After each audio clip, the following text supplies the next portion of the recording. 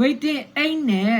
35နှစ်အတွင်းမှာပထမဆုံးအဆင့်အိမ်လို့တတ်မှတ်ခံထားတဲ့တွေးဆုပ်ဖို့ကောင်တကားလေးကျွန်တော်ပြောပြမယ်ဒီကားလေးကရိုးရိုးဗန်ပီယာကားကြီးနဲ့မတူဘဲနဲ့ All Star စုပေါင်းများစွာမှတ်ထားတဲ့ကားလေးတကားဖြစ်ပါတယ်နာမည်ကြီးမင်းသား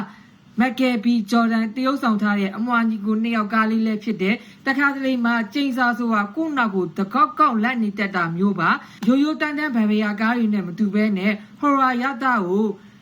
အတန်ဆုံးနဲ့အစင်းမြင့်ဆုံးတင်ဆက်ထားတဲ့ဇကားကောင်းလေးတကားဖြစ်တဲ့အမွှာညီကိုနှစ်ယောက်ရှိတာကွာသူတို့ကအတိတ်ဆိုးတွေကိုမေးပြောက်ဖို့အတွက်သူတို့ရဲ့ဇာတိမျိုးလေးကိုပြန်တာတွေးဆုပ်ပုတ်ကောင်တကောင်ရှိနေရအောင်သူတို့မသိခဲ့ဘူးဒါပေမဲ့သူတို့အိမ်မက်ကဂီတနဲ့အပန်းဖြေနေရလေးဖွင့်ဖို့ပဲသူတို့ရဲ့ဇာတိမျိုးလေးမှာတွေးပြက်စရာကောင်းတဲ့တွေးဆုပ်ပုတ်ကောင်နဲ့သူတို့တွေဘလို့ရင်ဆိုင်ရမလဲပြီးတော့တနေ့တာအဖြစ်ပြက်တွေကိုသူတို့ကိုဘလို့တုံလောက်စေရမလဲဆိုတော့ရင်တထိတ်ထိတ်နဲ့ကြည့်ရှုရမယ်ဇာကားကောင်းလေးတကားဖြစ်ပါတယ်ဒီဇာကားလေးကြည့်ချင်တဲ့ဆိုတော့ကျွန်တော်ရဲ့ Tag Channel မှာကြည့်လို့ရတယ်လို့ကွန်မန့်မှာလင်းလေးချထားပေးပါမယ်အဲ့တော့ဘာဆောင်လဲတွားကြည့်လိုက်တော့